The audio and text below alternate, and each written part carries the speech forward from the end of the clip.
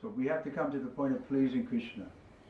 But we don't know how. So therefore Guru agrees, we say, His Divine Grace, says Bhaktivedanta, that His refers to Krishna. He is the grace of Krishna in the person of A.C. Bhaktivedanta Swami Prabhupada. So if we learn how to please Him, then that's the art, how to please a person. And generally that's far away from our mind. But that's the first point. You have to please your immediate authority. People don't think like that. They think how to get some advantage. So it's a completely new concept to us, especially those coming from the West. We never heard of gurus and so on. But this is the process. We learn how to please a person, then we can gradually learn how to please the Supreme Person. That's the philosophy. Not so tricky, pretty straightforward. But it's hard because I remember when I was first coming and I was at Brahmachari, I was a little older, I was like 26 or 27. Prabhupada sent me to London. And a new boy joined there after I got there. Very enthusiastic, really. So they made him temple commander. And he used to follow me around, make sure I did that. No sleeping during the day. Like, oh my God, this is hard. I have to accept his authority because he was posted as an authority, temple commander. I was a temple commander. So I remember came to the conclusion that no illicit sex, no gambling, no intoxication, no meat. These things are not so hard, but this is hard. To have an authority. That's why most people get married. Then you don't have to come under some temple authority. So it's hard, but at the other side, you learn something. How to please an authority, how to please somebody. Because, like I say, it generally doesn't come into our head. That's the first consideration, how to please somebody. But ultimately, that's what we have to do. We have to please Krishna. And Krishna says very clearly, anyone who says he's my devotee is not my devotee, but he was the devotee of my devotee, he's my devotee. That's Krishna's arrangement. He's arranged things like that. Why? Well, first of all, we have no qualification to tell Krishna how he should arrange things. We've turned away from him. We're serving his illusory energy instead of serving direct. We're serving Krishna, but indirectly through his external energy. And now we're trying to come back to his. So we have to take the system he gave. Evam parampara praptam. Reestablishing. Bhagavad Gita has spoken on that point. Reestablishing the principles of religion. And this is the process. You have to take it. You can't say, no, I don't care for this process.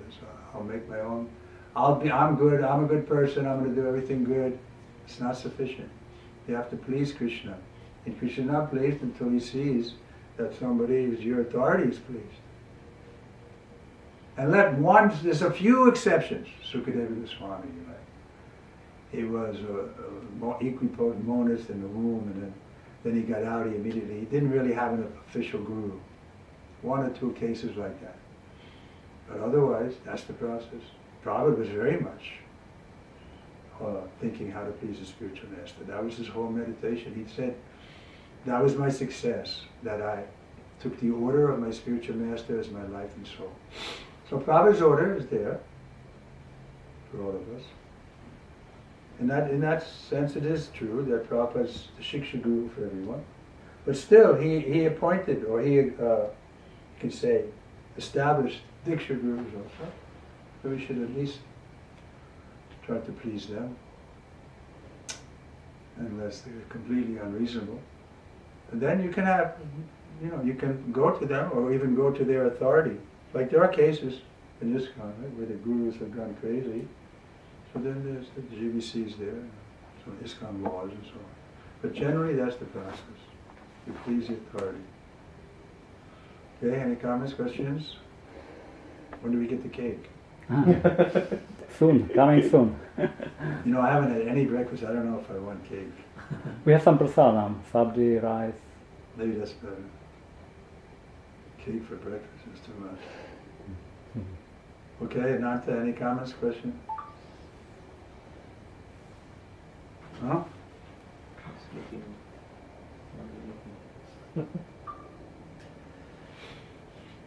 It's hard because you can see that I'm not so perfect and you have to please me, so it makes it difficult. But that's somehow you have to get past, you let your mind get past that point. Okay, he's not perfect, but he's not outrageous either, so let me try to please him. I mean, I've had that experience even working for karmis. You're working for some karmi, you know the guy, or teacher at school, or a temple president. This person's not perfect, but I'm working under him. So I have to see that he's satisfied at the end of the day. Otherwise, it doesn't work. Even the karmi's world doesn't work. If you're the secretary of somebody, you have to see that somebody is pleased.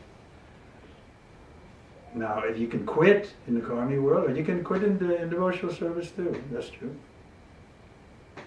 You can approach a guru and say, Guru Maharaj, I'm not happy, so I don't know what it is.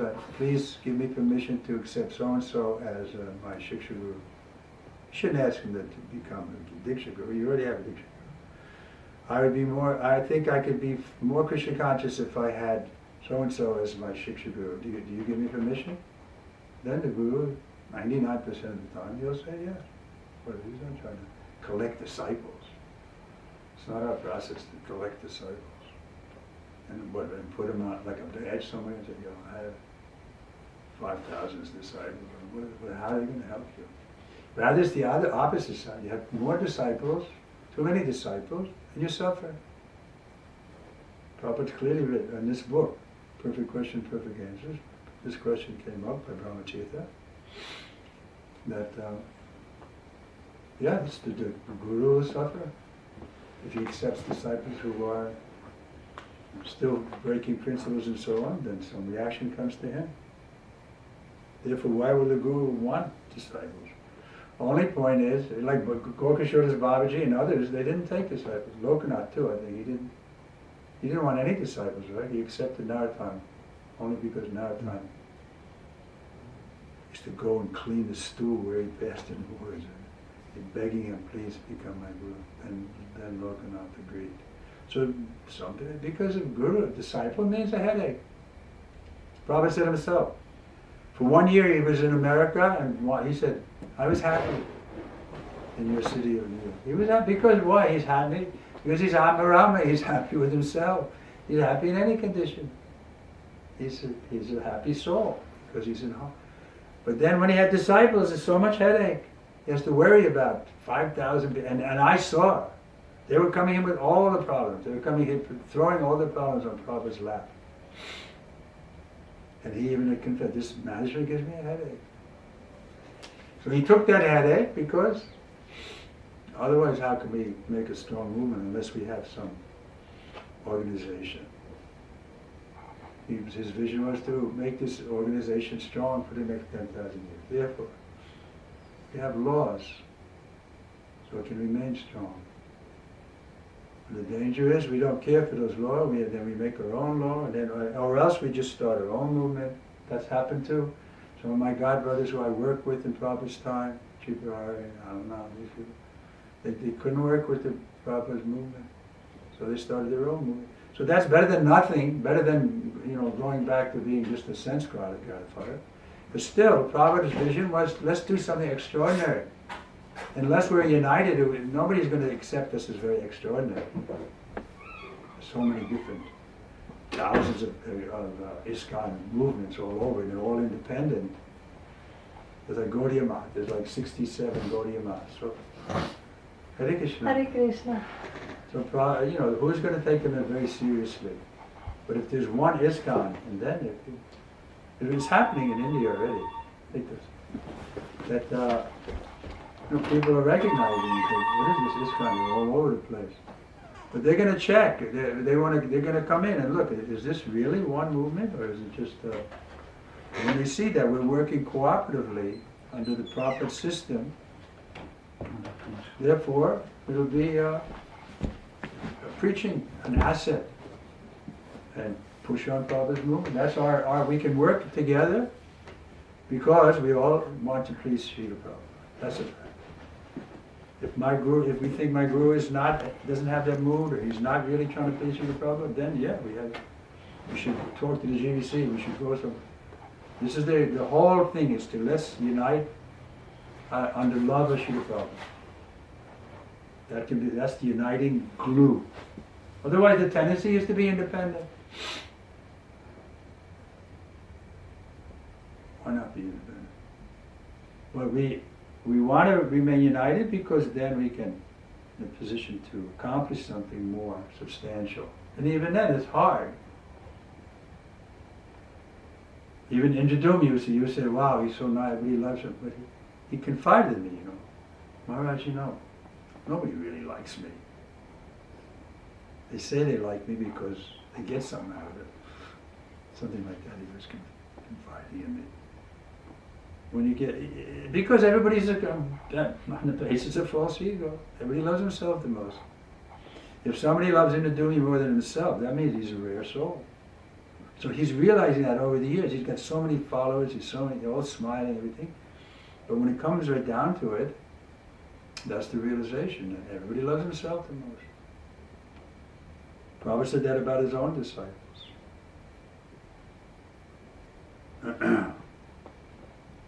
He said, if my disciples would cooperate fully with me, even, what did he say, 10 of them or something, in 18 days we could take over the world. But then, as soon as Prabhupada tells you something, you think, well, I remember I had that experience. Prabhupada gave me an assignment to be in Mayapur for some time. Then Bhavananda came back, I was relieved. I came to Mayapur to get a new assignment from Prabhupada. Swami knew the story.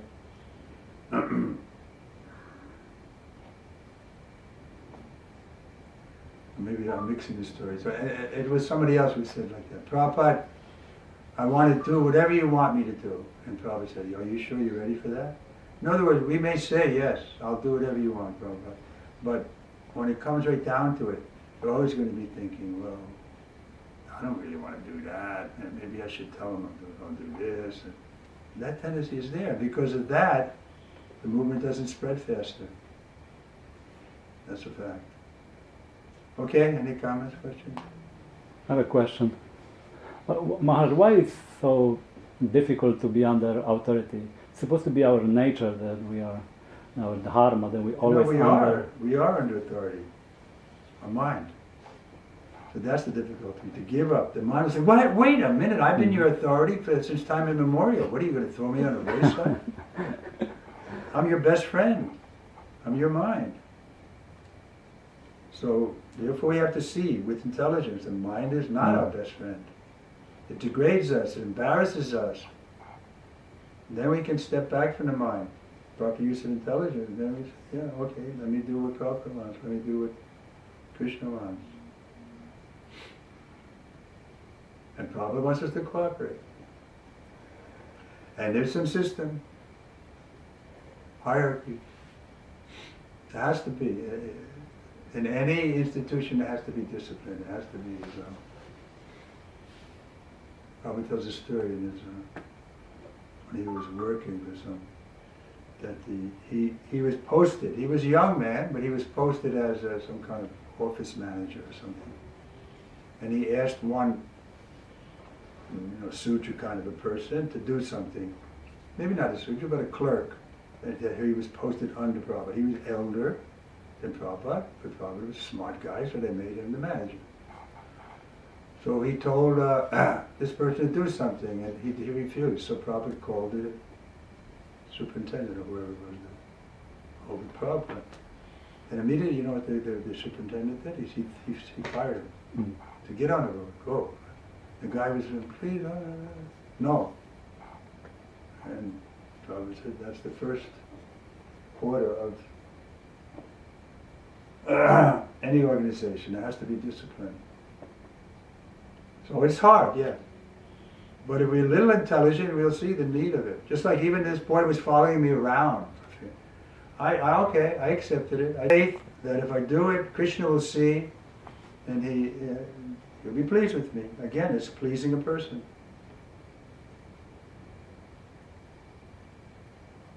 But it sticks in our car. It's craw, you know what craw is? sticks in across like a claw, like an animal. If somebody sticks and they can't. I don't know exact how the phrase came about, but there's a phrase like that in English. Sticks in, and you can't get rid of it. You can't digest it. The idea that you have to please somebody. He's also in the Navy. We had difficulty. You can say discipline, but there was always some rebellion against it. Like I remember, I was working with one person. We were enlisted men. We joined the Navy, so we didn't have any special privileges. But there were officers who went to school, and they were posted as officers on the ship, captain and lieutenant and so on. So they were superior to us. But I remember talking to one of the men. He had already been in the Navy for 10 or 15 years. And saying, they think they're so special, but I put my pants on the same way they do, one leg at a time. So that's the tendency. The envy is coming. Who are you to tell me? You're not different than me. So that's the danger. Therefore it says, don't get too close to Guru. Don't get too close to the deity, because that's Krishna. You get too close, then you can familiarity with discontent. You can make offense.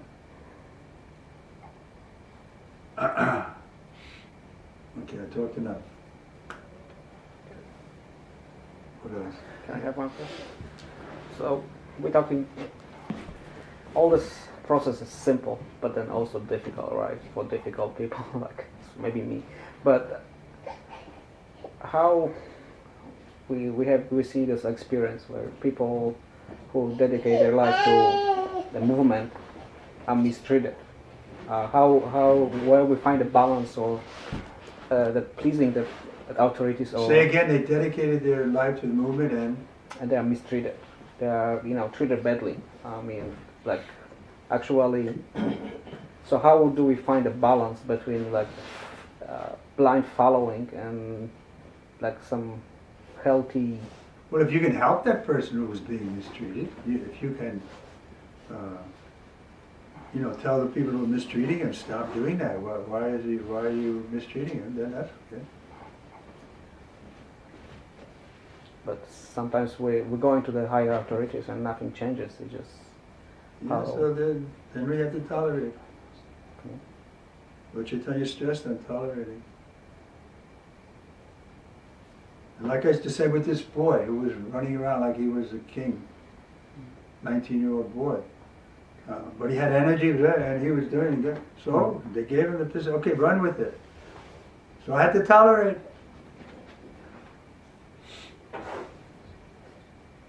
There's passing things. This Bhagavad Gita describes, right? You have to tolerate.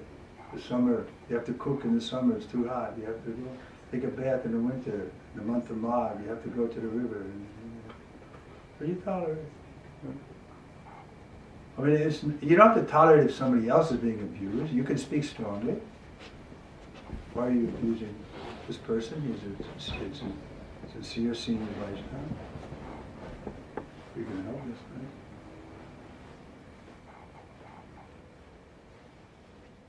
right? Okay?